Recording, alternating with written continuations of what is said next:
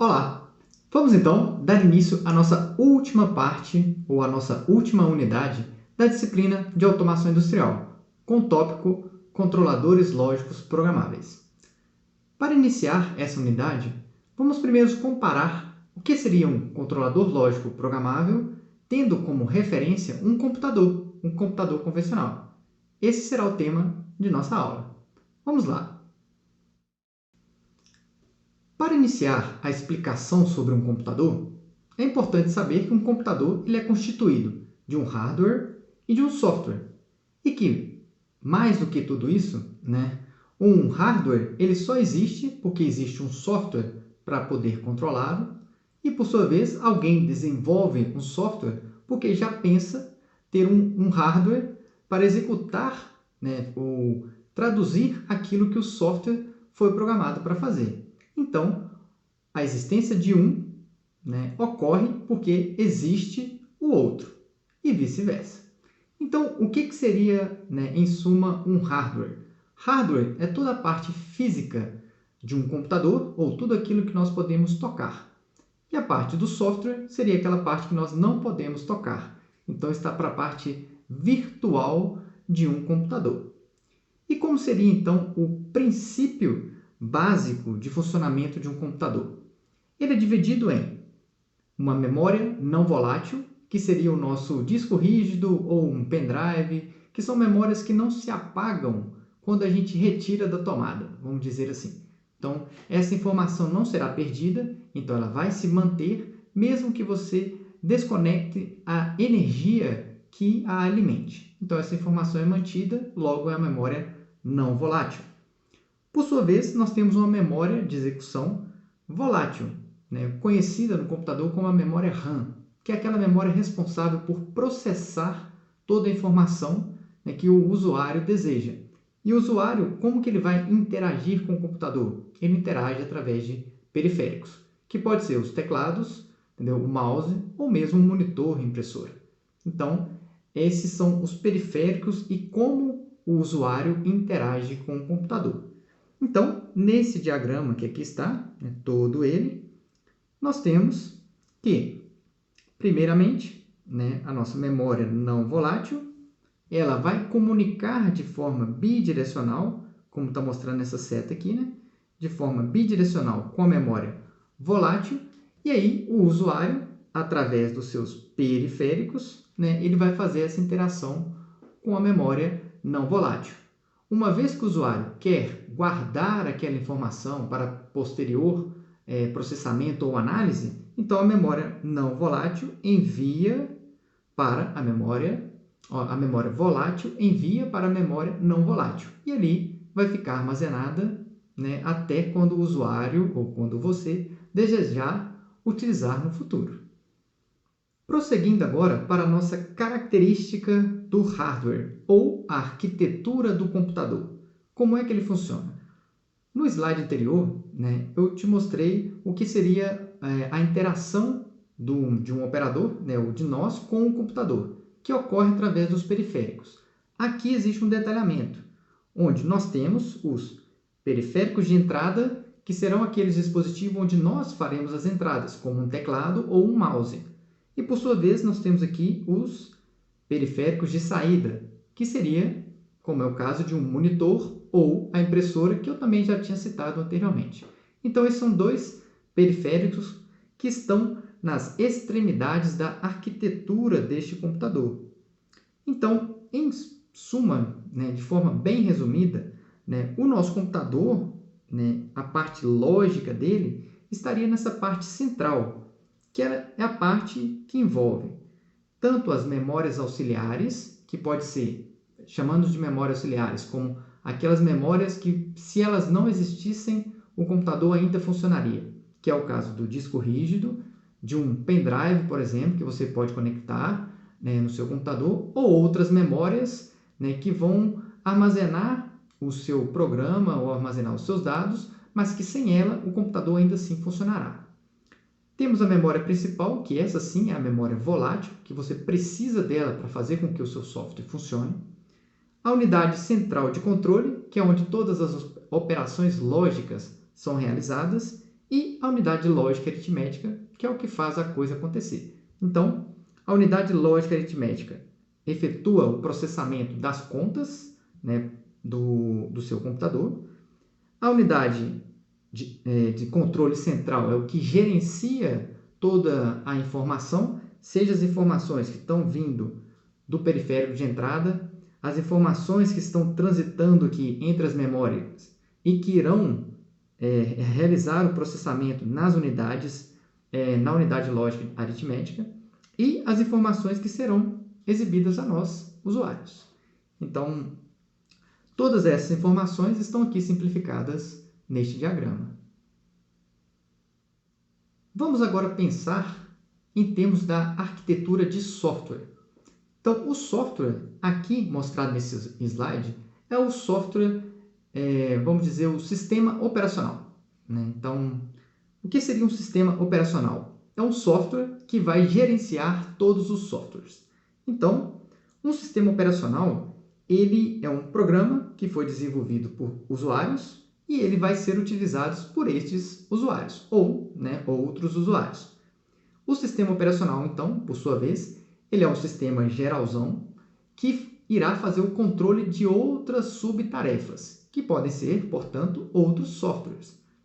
Daí, um sistema operacional ele pode trabalhar de 3 formas, que são essas aqui descritas. A primeira, que seria o módulo BAT, que é esse aqui está. Depois, o Time Sharing, ou tempo compartilhado.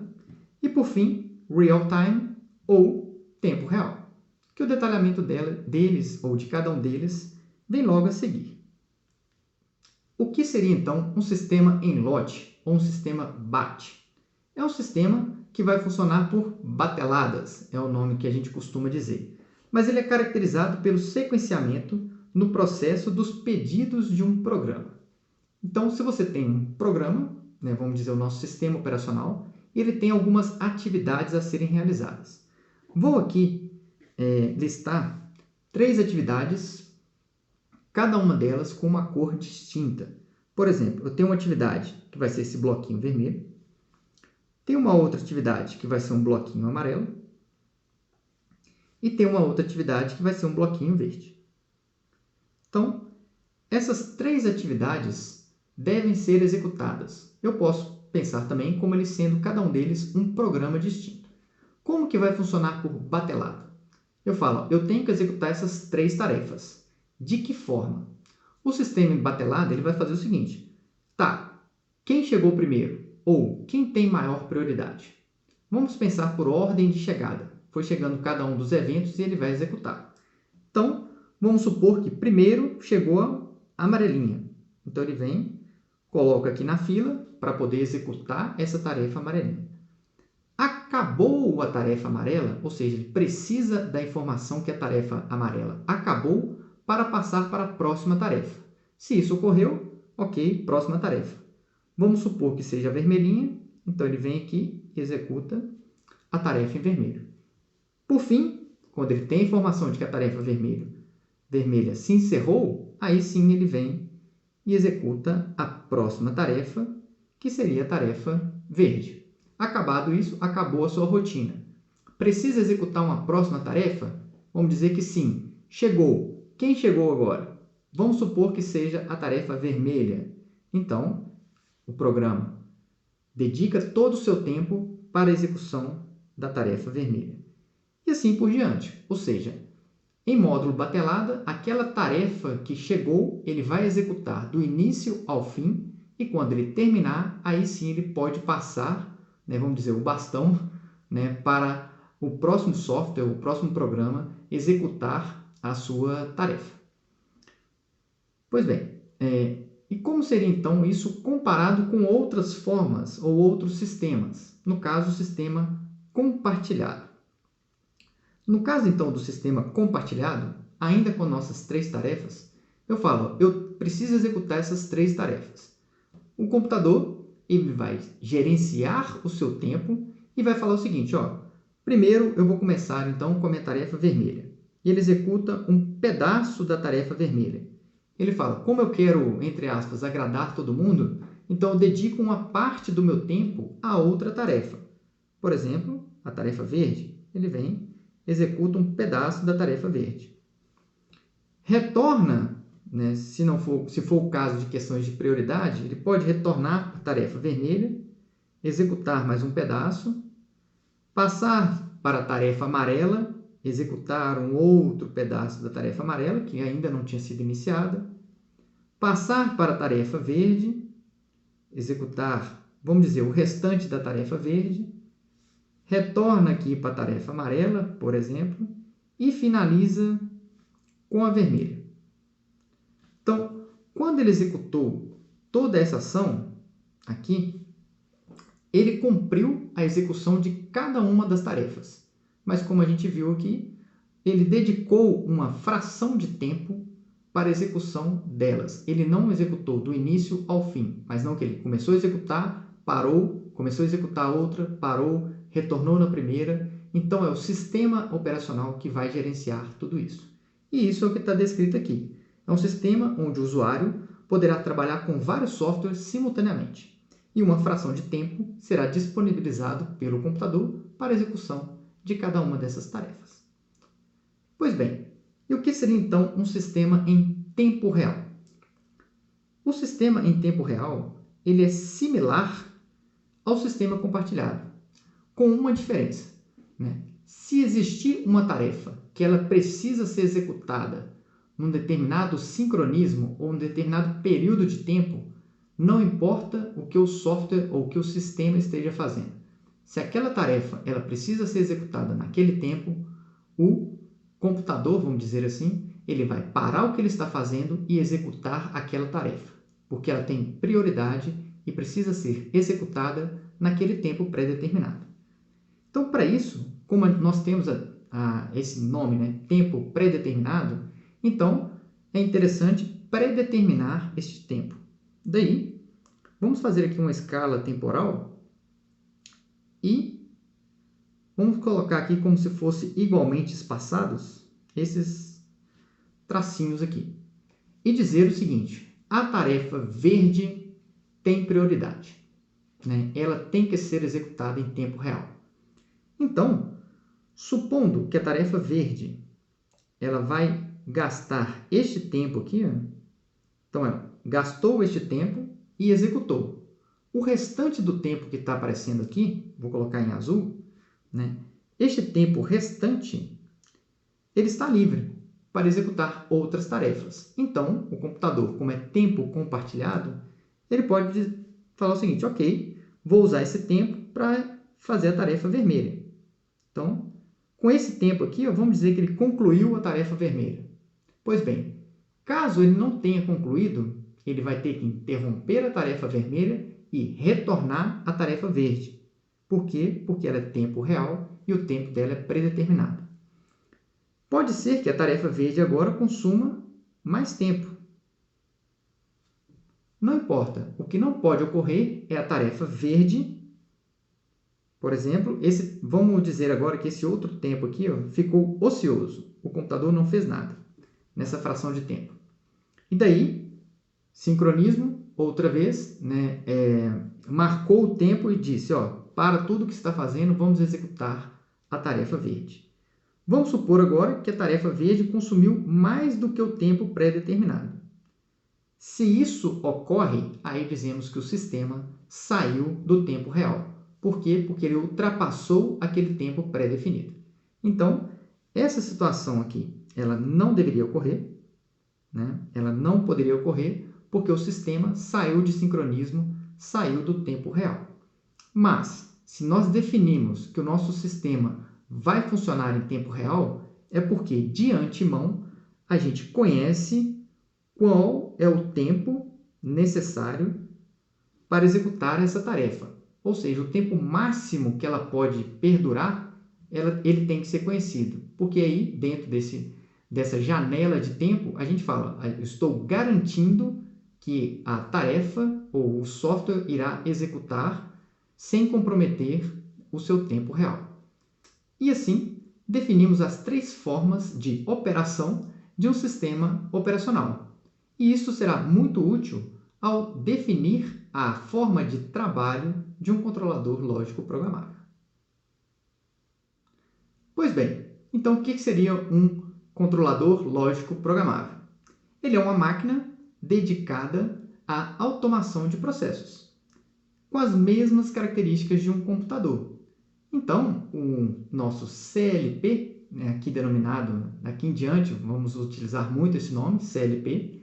Então, ele é uma máquina que possui também periféricos de entrada, periféricos de saída, memórias internas, unidades de controle e unidades lógicas e aritméticas. Então, ele possui a mesma característica, com uma diferença. Ele foi projetado para o ambiente industrial. Industrial no sentido que ele vai aguentar ou suportar vários tipos de intempéries, como temperatura elevada ou temperatura muito baixa, poeira, umidade e outras coisas que um computador convencional nem sempre iriam suportar. Uma característica importantíssima, do CLP é que ele possui um processamento em tempo real. Daí, vamos lembrar o conceito apresentado anteriormente. Se ele funciona em tempo real, é dizer que suas tarefas possuem um tempo pré-determinado para ocorrer. E isso vai ser em função do código que iremos implementar internamente no nosso controlador lógico programável. Em termos de aplicabilidade, ele tem aqui seu campo de aplicação em processos industriais e de manufatura. Entretanto, ele pode ser utilizado em qualquer sistema que se deseja tornar automático. Ou, na linguagem mais popular, deseja tornar um sistema inteligente. Qual é essa grande vantagem? A grande vantagem do CLP é porque ele pode substituir o ser humano em tarefas que exijam um grande número de processamentos de variáveis. Afinal, grandes volumes de variáveis a se analisar, um computador consegue fazer isso com maior facilidade. No caso, esse computador está sendo substituído pelo CLP. E isso vai conferir àquela planta industrial ou aquele sistema maior rapidez, precisão, confiabilidade e custo. Que esse é o objetivo, então, da automatização dos processos. E isso é conseguido com o nosso CLP.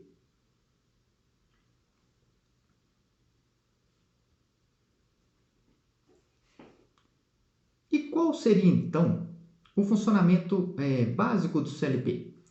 É importante saber o seguinte: o CLP ele foi inserido na indústria para poder fazer o controle de uma planta de forma eficaz. Então, está aqui o nosso CLP, ele foi inserido nesse processo. Mas para que eu consiga obter informações dessa planta e enviar informações dessa planta, eu preciso, portanto, de uma unidade ou um módulo de entrada para receber as informações da planta e também preciso enviar informações a essa planta. Então, eu tenho aqui as minhas entradas, que são aqui denominadas por sensores, que podem ser mecânicos, elétricos, capacitivos, fotoelétricos, e temos aqui os atuadores, que também podem ser mecânicos, elétricos, capacitivos ou fotoelétricos. E tudo isso, o mais importante, é que ele deve funcionar numa forma cíclica. Ou seja, a planta envia informações ou os sensores obtêm informações da planta. Daí, isso serve de informação de entrada para o controlador lógico programável. Essas informações do controlador, uma vez processadas, são enviadas às saídas ou aos atuadores. Os atuadores, por sua vez, atuam na planta. E isso vai de forma cíclica até que você consiga obter o que é desejado ou alcançar o objetivo da sua planta. Então, esse processo vai se repetir, independente ou dependente das entradas que você quer da sua planta ou dos insumos e do produto que essa planta tem que gerar. Então, planta aqui, ou planta, processo ou sistema, ele pode ser pensado desde de algo simples, como um equipamento, mas ele pode ser traduzido como um todo, que seria, no caso mais extremo, uma indústria de processamento ou uma indústria de manufatura. Então, tudo isso sendo gerenciado e controlado através de sensores e atuadores e, no caso de uma indústria automatizada, através de um controlador lógico programável. Com isso aqui, encerramos essa aula. O tema da próxima aula já vai ser o princípio de funcionamento do nosso controlador lógico programável.